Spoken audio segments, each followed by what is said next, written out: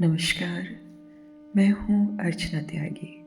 एक बार फिर से आपके साथ हिंदी लेखक परिवार के यूट्यूब मंच पर और आज प्रस्तुत कर रही हूँ युवा कहानीकार गौतम के गर्स द्वारा लिखित एक कहानी जिसका शीर्षक है हे मालिक। तो प्रस्तुत करती हूँ यह सामयिक कहानी हे मालिक। मोबाइल का रिंगटोन गाना बजने लगा।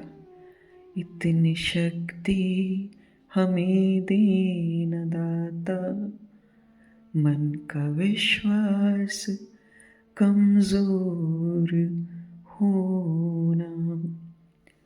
इससे पहले कि और बोल सुनाई दे, झट से फ़ोन उठाया क्योंकि यह फ़ोन मेरी मुँह बोली धर्म बहन के छोटे भाई कुर्बान का था। उधर से जोश, उल्लास व खुशी भरे शब्दों से मेरा नाम लिया गया। गोपाल भाईजान, मैं अब्बा यानी पापा बन गया हूँ। तो सोचा सबसे पहले आपको फ़ोन करके खुशखबरी दूँ। मेरी बेटी हुई है, बहुत ही प्यारी है। मैंने कहा बहुत बहुत मुबारक, बधाई भाईजान। आज चाचा चाची जिंदा होते तो कितना खुश होते। दोनों ही मन के अरमान साथ ही लेकर चले गए। उधर से वापस आवाज़ आई, हाँ भाईजान, एक और खुशखबरी देना चाहता हूँ। मैंने कहा वो क्या?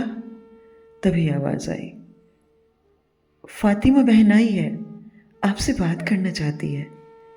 यह सुनकर मेरे कानों में सन्नाटा छा गया और दिल की धड़कन ने अपनी गति तेज कर दी।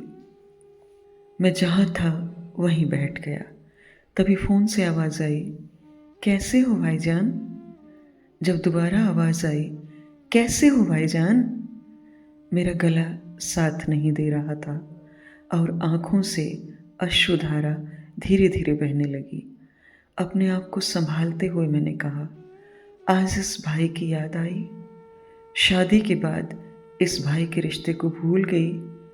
कभी राजस्थान के रेगिस्तान में बसे इस धर्म भाई के रिश्ते की याद नहीं आई। जब चाचा चाची थे तो उनके फ़ोन पर तुम्हारे हाल चाल जान लेता था, फिर उनके जाने के बाद तो कुर्बान ही तुम्हारे बारे में बता देता है, लेकिन तुमने कभी फ़ोन करके याद नहीं किया।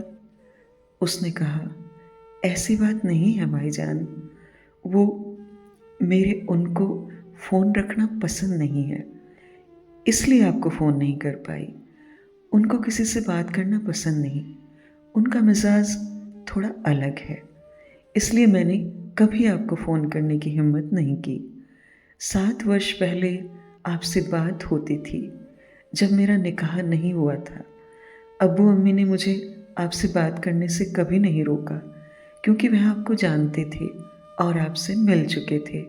आपका व्यवहार, अपनापन हम सभी को कायल कर गया था। मेरी छोटी बहन तो अधिकतर आपकी तारीफ करती रहती थी और कहती थी कि बड़े भाईजान मेरे हैं, आप तो छोटे भाईजान कुर्बान को रखो। आपके जाने के बाद आपकी कमी हमें खलती थी। कब आप 7 साल पहले यहाँ 7 समुंदर पार पोर्ट ब्लेयर मिले थे। आपने आज तक भाई का फ़र्ज़ बखूबी निभाया है और रिश्ते को याद भी रखा। कहाँ रेगिस्तान में बसा राजस्थान, धोरों की धरती, और कहाँ समुद्र में बसा अंडमान का पोर्ट ब्लेयर। यहाँ पर आने के लिए कई बार लोगों को सोचना पड़ता है, लेकिन आप यहाँ दूसरी बार आए और मेरे लिए हिंदी में लिखी पाक कुरान भी लेकर आए थे, जिसे मैं शिद्दत से रोज़ पढ़ती हूँ और आपके लिए दुआएं करती रहती हूँ कि आपको हर खुशी मिले, आप हमेशा खुश और स्वस्थ रहें। फिर मैंने पूछा, कितने बच्चे हैं? तो उसने कहा, अल्लाह के करम से एक बेटी है, अब तो बड़ी भी हो गई है और 3 साल से स्कूल भी जा रही है। मैंने पूछा, क्या नाम रखा है? उसने कहा, जी रज़िया। मैंने कहा, रज़िया सुल्ताना? नहीं जी, नहीं।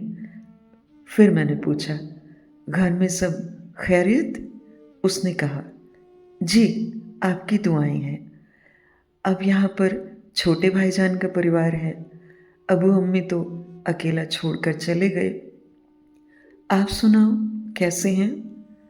मैंने कहा, आज तुमसे बात करके शरीर में जान आ गई। बेजान सा मैं सवालों के घेरे में अपने आप से और लोगों से समाज की बंदिशों के बारे में जवाब ढूंढता रहता हूँ। उसने कहा, अभी तक आपने अपनी खूबियों को बचा कर रखा है भाईजान। इशारे में कम, शब्दों के माध्यम से बात करना और खुद से ज़्यादा दूसरों की फ़िक्र करना। ठीक है भाईजान, अभी मैं फ़ोन रखती हूँ। मालिक ने चाहा तो फिर वापस बात होगी और ज़्यादा मेहरबानी हो गई तो मुलाकात भी हो जाएगी। क्यों, तुम फ़ोन नहीं करोगी? आपको बताया होगा कुर्बान ने। ठीक है, अल्लाह की मर्ज़ी। नहीं भाईजान, अल्लाह तो कभी भी ऐसी दकियानूसी बंदिशों का समर्थन नहीं करता है। ये तो समाज और धर्म के ठेकेदारों ने अपने स्वार्थ के हिसाब से और अपनी दुकानें चलती रहें इसलिए अल्लाह का नाम लेते हैं और उसका फरमान बताते हैं। हम औरतों के लिए ही बंदिशें बनाई और इन मर्दों के लिए ये सब कुछ कर सकते हैं और हमारे लिए मनाही है। खैर भाईजान, खुदा हाफिज। और मैं इसका जवाब नहीं दे पाया। उधर से फ़ोन कट गया। मैं गहरी सोच में डूबते हुए यादों की डायरी में चला गया। बात 7 वर्ष पहले की है, जब मैं अपने युवा साथियों को लेकर राष्ट्रीय एकता युवा शिविर पोर्ट ब्लेयर में गया था। हम राष्ट्रीय सेवा योजना नई दिल्ली की तरफ से 10 युवा साथियों ने राजस्थान का प्रतिनिधित्व किया था। पूरे देश भर से लड़के लड़कियां चेन्नई में एक मारवाड़ी धर्मशाला में पहुंचे। फिर दूसरे दिन सभी एक साथ चेन्नई से स्वदेशी जहाज, जिसका नाम स्वराज सीप है, इसी जहाज से हमें पोर्ट ब्लेयर के लिए निकलना था। एक तो हम पहली बार अपने राज्य से बाहर निकले और ऐसी जगह पर जा रहे थे जिसे लोगों ने काला पानी की सजा कहा था। मन में डर के साथ जिज्ञासा भी बहुत थी। क्या वास्तव में काला पानी होता है? इन सब सवालों के जवाब हमें कुछ दिनों में मिलने वाले थे। हमें जहाज के अंदर राज्य का नाम लेकर सभी को प्रवेश दे रहे थे। इससे पहले ही बाहर सभी को अपने अपने राज्यों के दल नायक को सभी साथियों के टिकट दे दिए थे। जहाज का कैप्टन पंजाब प्रांत में लुधियाना से था। उसके साथ कुछ सुरक्षा गार्ड्स भी उसको सहयोग कर रहे थे। हमारे दल के सभी साथियों का टिकट मैंने चेक करवा लिया। हम सभी शिविर के युवा साथियों एवं वरिष्ठ जनों का डॉर्मेट्री में ठहरने की व्यवस्था थी। उसी जहाज में कैबिन वाले रूम भी थे। जहाज बहुत ही बड़ा था, जिसमें लगभग 1000 यात्रियों के ठहरने की व्यवस्था थी। उसी जहाज में आमजन भी पोर्ट ब्लेयर घूमने के लिए यात्रा करते हैं। साथ ही तीनों सेना के जवान भी उसी से यात्रा कर रहे थे। हम सभी के लिए नीचे ठहरने की और बीच में खाना खाने की व्यवस्था थी। एक तरफ मांसाहारी भोजन की व्यवस्था तो दूसरी तरफ शाकाहारी। हम शिविरार्थियों की सरकारी व्यवस्था थी, लेकिन दूसरे लोग रुपये देकर खाने का कूपन लेकर खाना खा सकते थे। भारत के सभी राज्यों के युवा साथी, आमजन और सेना के जवान सहित लगभग 950 लोग थे, जिसमें हम 500 के करीब थे। इसके कारण खाने में भीड़ लगती थी, लेकिन फिर भी सबका आराम से खाना हो जाता था। सबसे ऊपर चाय, कॉफ़ी, ठंडा, बिस्कुट इत्यादि की एक कैंटीन थी। जहाज के ऊपर बहुत बड़ी जगह थी, जहाँ पर बैठने की अच्छी व्यवस्था थी। साथ ही एक छोटा सा स्विमिंग पूल भी था। नज़ारा बहुत ही मनमोहक था। ऊपर खुला आसमान और नीचे नीला समुद्र। जहाँ अब तक हमने रेगिस्तान का जहाज ही देखा और उस पर सवारी की, लेकिन उस दिन समुद्र के विशाल जहाज में यात्रा कर रहे थे। हमें पोर्ट ब्लेयर पहुंचने में 2 दिन और 2 रातों का समय लगा। इस दौरान जहाज पर ऊपर नीचे आना जाना लगा रहा, लेकिन रात को ऊपर जाने की अनुमति नहीं थी। फिर भी हम कुछ साथी ऊपर चले जाते थे। हमारे अलावा और भी वहाँ नज़र आ जाते थे। रात का नज़ारा बहुत देखने लायक था। आसमान में टिमटिमाते तारे के साथ चांद का दिलदार और समुद्र की लहरें चीरते हुए हमारा जहाज आगे चला जा रहा था। समुद्री यात्रा के दौरान दिन में भी हमारे अलावा दूसरा कोई इंसान नजर नहीं आता था। जैसे हमारे रेगिस्तान में दूर दूर तक सिर्फ रेत के टीले और धोरे नजर आते हैं, यहाँ पर सिर्फ पानी ही पानी दिख रहा था। समुद्र का पानी कभी शांत तो कभी लहरें उछाल मारते हुए दिखाई देता था। इस दौरान हमें कुछ छोटे बड़े जहाज भी दिखाई दिए। समुद्री जीवों में छोटी मोटी मछलियाँ, उनके अलावा एक बार डॉल्फिन भी नजर आई। हम सब हंसते नाचते गाते हुए पोर्ट ब्लेयर की तरफ बढ़ रहे थे। धीरे धीरे वास्तव में समुद्र का पानी काला नजर आने लगा। ऐसा किस कारण हुआ हमें जानकारी नहीं। कुछ और से जानना चाहा पर नहीं जान सके। हम सभी के लिए यह स्वराज्य सीप द्वारा यात्रा बहुत ही रोमांचक थी। कुछ लोगों और युवाओं के लिए ऐसी यात्रा पहली बार नहीं थी, लेकिन राजस्थान के अलावा कुछ राज्यों के साथियों के लिए यह पहली यात्रा थी। हम राजस्थान से जयपुर, जोधपुर, पाली, बीकानेर और जैसलमेर के युवा साथी थे, लेकिन इन सभी का नेतृत्व करने की जिम्मेदारी मुझे सौंपी गई थी। इस तरह हम सभी यात्रा का आनंद लेते हुए सुबह के समय पहुंच गए थे। जहाज से बाहर निकलने में हमें लगभग 3 घंटे का समय लगा। राज्य के अनुसार बसें बाहर की तरफ लगी थी। सभी को व्यवस्था के अनुसार शिविर की जगह कॉलेज में पहुंचाया गया। शिविर की शुरुआत राज्यवार परिचय से हुई।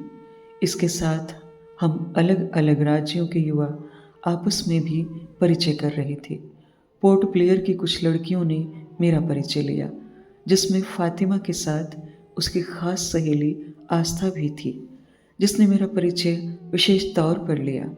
7 दिन के शिविर में सुबह जल्दी उठने के साथ व्यायाम, श्रमदान, जागरूकता रैलियाँ, गोष्ठियाँ, सभी भाषाओं का ज्ञान, खेल, शाम को सर्वधर्म प्रार्थना और राष्ट्रीय एकता से संबंधित सभी राज्यों के सांस्कृतिक कार्यक्रम भी हुए।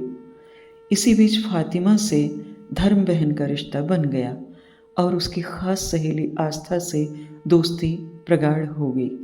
आस्था के साथ ज़्यादा रहने के कारण सबको लगा कि हम प्यार करते हैं, लेकिन सच्चाई हम तीनों ही जानते थे कि ऐसा कुछ नहीं था। हम दोनों को एक साथ रहना अच्छा लगता था। जहाँ वो होती वहाँ मैं मौजूद होता और जहाँ कहीं मैं होता तो वो मेरे पास खिंची चली आती थी। जब शिविर अंतिम पड़ाव पर था तो आस्था ने अचानक अपने मंगेतर से मिलाया। उस दिन तो अच्छा नहीं लगा, पर उसकी ये अदा भी अच्छी लगी। शिविर आयोजक की तरफ से अंडमान में बहुत सी जगह पर हमें भ्रमण कराया गया।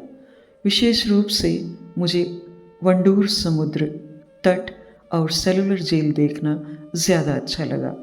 इसी जेल में देश की आज़ादी दिलाने वाले वीरों को काला पानी की सज़ा के लिए रखा जाता था। वहाँ के भ्रमण की यादें आज भी ताज़ा हैं।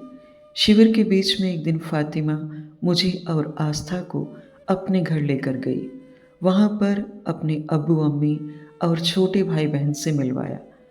उसके घर वालों को मुझसे मिलकर अच्छा लगा और मुझे उसकी छोटी बहन उसके परिवार में सबसे खूबसूरत और चुलबुली लगी। लेकिन छोटा भाई तो शर्मीला एवं समझदार दिखा। फिर हम शिविर में आ गए। अब वो वक्त भी आ गया जब हम सभी वापस अपने अपने घरों की ओर लौटने के लिए तैयार हो रहे थे। लेकिन पोर्ट ब्लेयर आते वक्त जो युवाओं के चेहरे पर खुशी थी, वो वापस लौटते वक्त नहीं दिख रही थी। पूरे रास्ते जहाज में भी सब शांत थे, सबकी अपनी अपनी कहानी और उदासी का अलग कारण। सभी को पोर्ट ब्लेयर और वहाँ के साथियों की याद सता रही थी। इस तरह जहाज, ट्रेन, बस द्वारा सभी अपने अपने घर लौट गए। कुछ महीनों तक फातिमा और आस्था से बात होती रही। सबसे खुशी की बात यह है कि दोनों की शादी एक ही दिन हुई।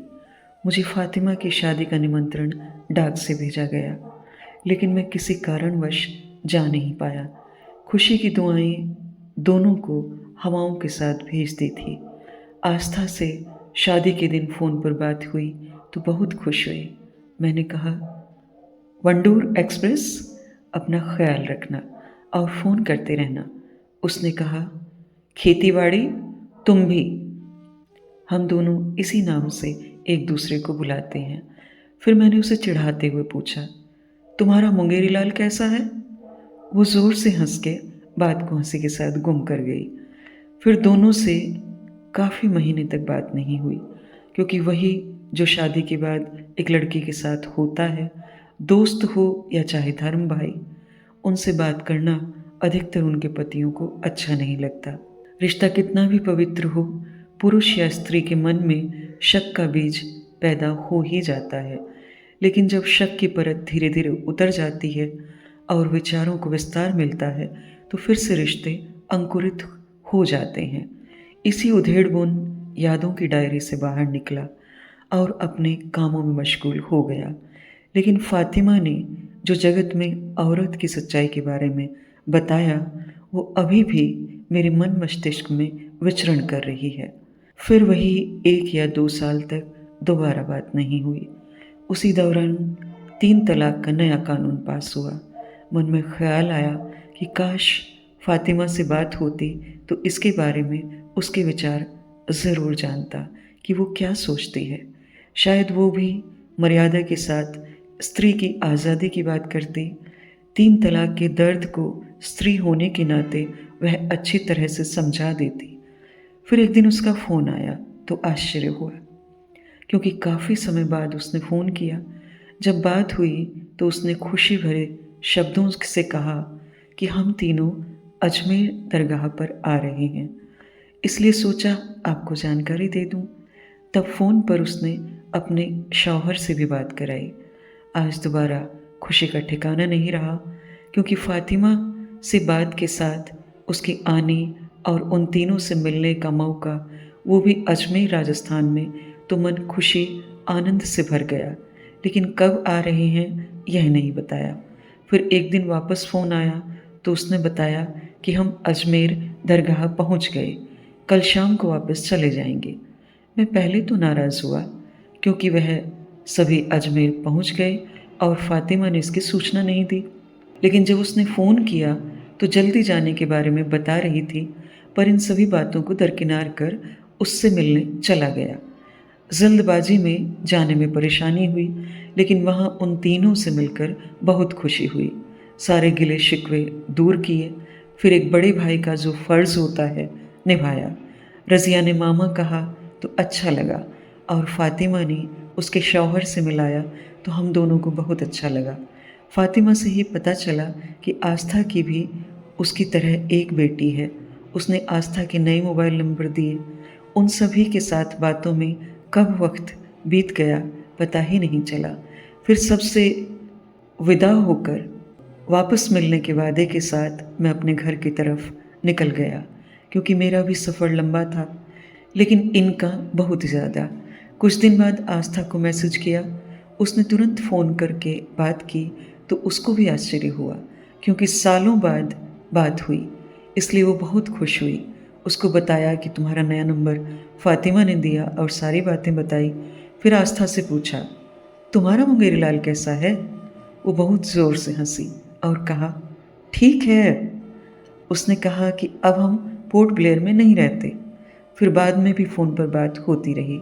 हमने नई पुरानी सारी यादों को फिर से अंकुरित किया। अब फ़ातिमा से कभी कभी बात होती है। एक बार आस्था वो उसकी बच्ची और मुंगेरी लाल से मिलकर आ गया। अब सब ठीक है। जब विचारों में विस्तार आता है तो सारी रूढ़ियाँ और शंकाएं दूर हो जाती हैं। अब एक से भाई बहन तो दूसरे से दोस्ती का रिश्ता पटरी पर है। एक बार रक्षाबंधन पर फातिमा द्वारा भेजी गई राखी के साथ पोर्ट ब्लेयर की मिठाई मिली तो खुशी दोगुनी हो गई और रिश्तों में मिठास बढ़ गई। खून से बढ़कर और धर्म से भी ऊपर ये पवित्र रिश्ते ऐसे ही मजबूत होते हैं। यह सब जब आस्था को बताया तो वो भी बहुत खुश हुई। उसने कहा, सहेली किसकी है? इसके साथ हम दोनों एक साथ हंस पड़े और मुंह से हे मालिक निकला। फिर से उस मालिक का बहुत बहुत शुक्रिया अदा किया और दुआएं मांगी कि ये प्रेम के पवित्र रिश्ते ऐसे ही दुनिया में पनपते रहें, सद्भावना और भाईचारा बना रहे। यह थी युवा कवि, लेखक एवं सामाजिक कार्यकर्ता गौतम के गट्स द्वारा लिखित एक रोचक और रोमांचक कहानी, हे मालिक। मैं आशा करती हूँ मेरी आवाज़ में यह कहानी आपको ज़रूर पसंद आई होगी। लाइक करें, कमेंट करें और अन्य साहित्य प्रेमियों के साथ साझा भी अवश्य करें। ऐसी ही और कहानियाँ सुनते रहने के लिए चैनल को सब्सक्राइब करें। मैं अर्चना त्यागी अब आपसे विदा लेती हूँ। फिर मिलते हैं एक और कहानी के साथ बेहतरीन कहानियों के सफ़र में। धन्यवाद। अगर आपको रचना पसंद आती है तो लाइक्स और कमेंट्स ज़रूर करें और शेयर कीजिए।